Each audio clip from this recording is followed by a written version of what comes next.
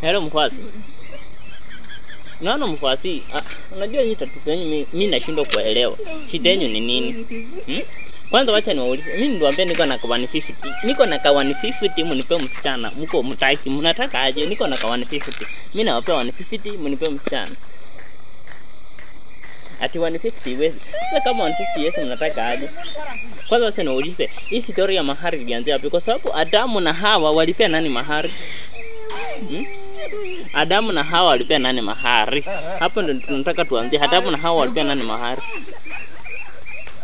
Unaona unajua hawakupea mtu. Why? Because mahari ni nyinyi mlinifend. So mimi nawapeka 150. Kwa sababu hiyo in this money mimi naweza afford kwa size. Mimi naweza afford kwa size hiyo pesa. Hiyo ndio pesa only the money naweza afford. Yeah, mimi nawapea 150. Kama nataka tu bargain tuanzie hapo. Si 150,000, nasema 150. Yes. Ati amwezi nipea msichana. Nyinyi mtaka muoe wenyewe.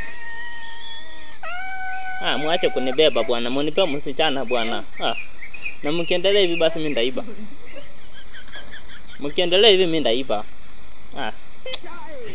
Mimi mkiendelea hivi ndaiba. Wewe kwenda. Mimi si kwenda. Mimi ndaiba. Sasa watu wengine wanakaanga aje. Watu beletoa kupewa msichana wewe wanaanza kukuambia ulipe mahari. Kwani mahari yenyewe kwani mbona Adamu na Hawa kulipa mahari? Sisi watu wengine wanakaa aje.